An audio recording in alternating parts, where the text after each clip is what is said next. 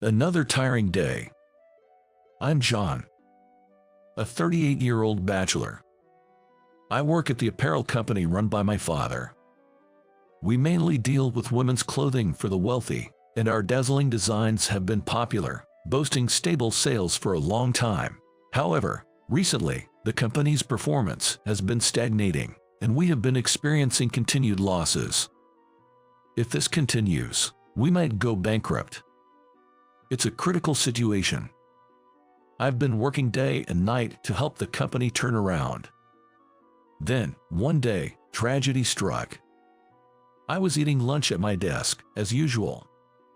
Suddenly, I heard my cell phone ring in my bag. I hurried to check it and saw an ad on the screen. Lately, he's been busy trying to find funds and hasn't been to the office much. I wondered what it was about. "Hello, Dad. Oh, is there any problem, President?" I couldn't believe what I heard next. "What? The company might go under. What do you mean by that?" "Hey, don't yell." Well, actually, turns out, my dad had co-signed a loan for a friend who had skipped town last night. It's a typical story, but my dad has always been too kind-hearted. I quickly accepted the reality.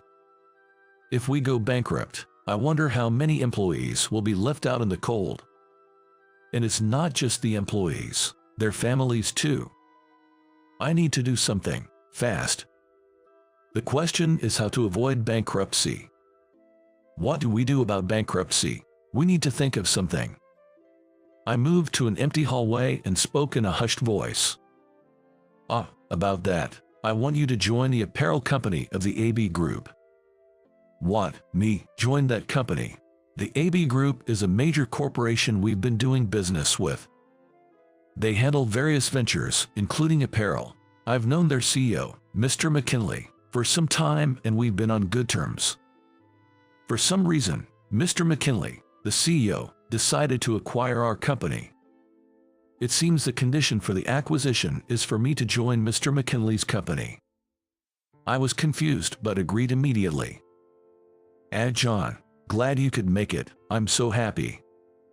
"Yes, I don't even know how to thank you enough for saving our company. Thank you so much," I said wholeheartedly.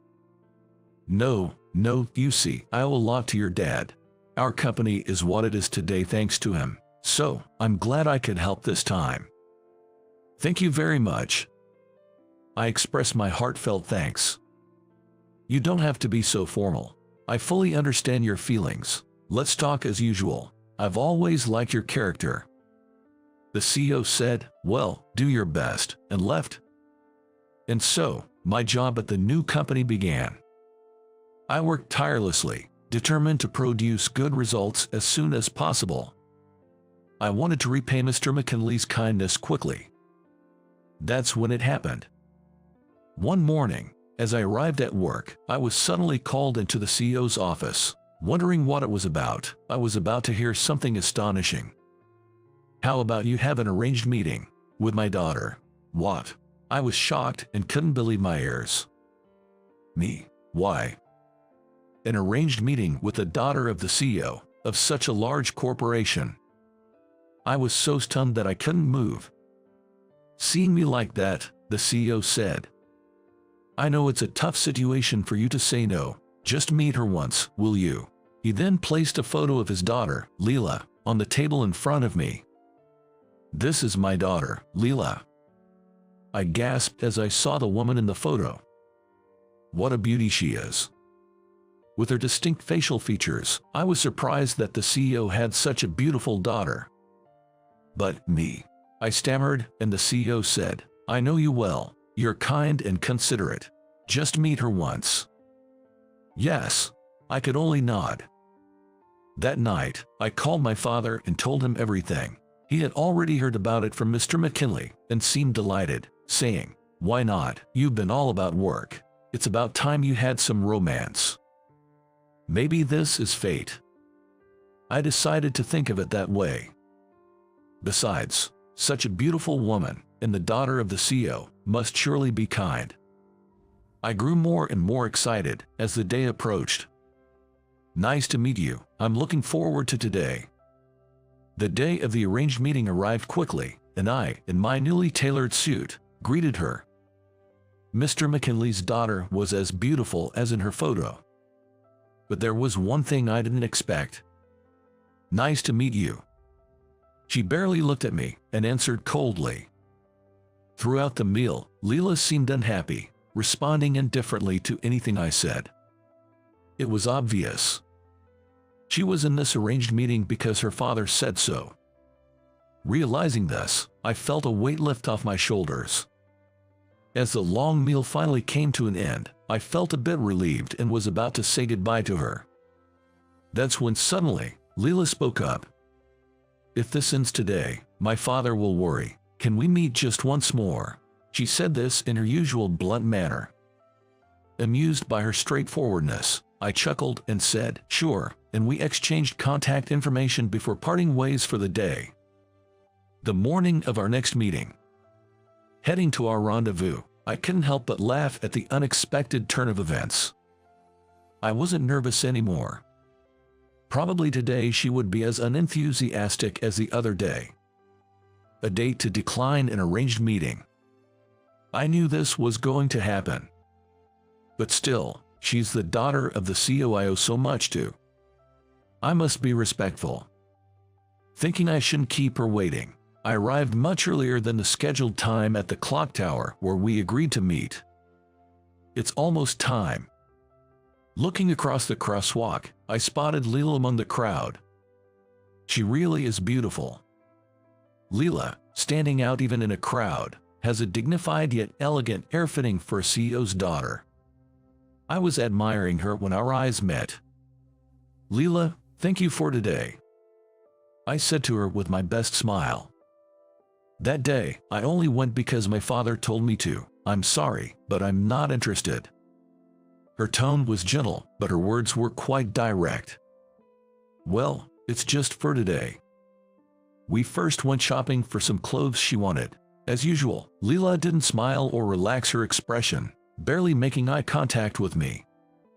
Since she's the daughter of a client, I tried hard to keep the conversation going without making things awkward, but she remained stern and unresponsive. At lunchtime, we went to a French restaurant she likes. Still, the conversation was minimal. Leela, perhaps due to her upbringing or maybe just not wanting to be with me, stayed silent. As soon as she sat down, she quietly began eating the courses that came out. Feeling awkward with the silence, I spoke up, ready for it to be a monologue. "Well, this lunch is delicious. Knowing such a great place, you really have good taste. Ever since our company nearly went bankrupt, I haven't eaten well." To my surprise, she glanced at me and asked, "Your company was in trouble?" I was startled by her sudden interest. Not sure why she responded to this topic, I continued talking. "Oh, it was tough. Constantly in the red. Those might be new terms for you, Leela. Bankruptcy, debt, losses." I laughed, but suddenly, she looked down and quietly said, "No, maybe I should tell you. My father will probably tell you eventually anyway." Leela then began to share her past. Although now a large corporation, the group struggled in the early days. Clients left, banks refused loans, and her father had to repeatedly borrow money. During this time, Leela's mother left them for another man. Since then, Leela has been supporting her father, striving together. Their efforts paid off, and the company grew, gaining wealth. Then, the behavior of those around them changed drastically. People who had never helped them before suddenly started flocking to them, driven by their desire for money. Having seen such greed, Leela became more guarded. "My father is too kind-hearted, and I worry he might be taken advantage of." Hearing her story, I could see why she became strong-willed. And somehow, I found myself interested in her. I respect you. Not many can achieve so much after such tough experiences. Actually, I also come from a single-parent family. We struggled to keep the business afloat. In the beginning, we were really poor. My mom couldn't handle it and left my dad with a little brother to care for. It was tough. so I joined my dad in trying to revive the company, but we could only manage an average life. Then, my father ended up burdened with someone else's debt. Just when the company stabilized, I looked at her with a wry smile. I'm so grateful to your father for his help. Leela listened intently to my story. Then, for the first time, she smiled, a smile I had never seen before. Seeing her smile, I thought she was cute. Thank you for today. And so, my first and last date with Leela ended. The next day, I was anxious about what Mr. McKinley would say, but he was on a business trip abroad, which gave me a bit of relief. A few days later, I had an unexpected reunion with her. Wow, Leela, who had been out on assignment at a group company, had returned to the office. I hadn't seen her at the company since she was away when I first arrived, so this was our first encounter in the office, but she seemed somewhat uncomfortable working with me. Good night. Have a good night, too. Leela, who worked late into the night until the last train, was tough but always worked the hardest herself. Maybe I should stay for overtime, too. It was just Leela and me left in the office. I bought her a can of coffee and brought it to her desk. Working late again, thank you. Thanks. Then, after taking a sip of coffee, Leela looked at me and said, I've realized something. It's true that many are after money. Money changes people, that's true too, but not everyone is like that, and you certainly are different. So, I'm sorry for my behavior the other day. I've been reflecting on it since then, spending the whole day with you in such an unpleasant mood. I felt a strange flutter in my heart as she spoke, looking down. I think you are a valuable asset. Let's do our best tomorrow too. From that day, Leela and I began going out for dinner after work, combining it with business meetings. One day, after finishing overtime as usual, we were having dinner and drinks at a small restaurant. Perhaps having had a bit too much to drink, Leela became unusually talkative and suddenly confessed. You know, I think you're the only one who's ever moved my heart. What? Why so sudden? I was flustered by her direct gaze but couldn't take my eyes off Leela as she said those words. After that, we officially started dating. Of course, with marriage in mind.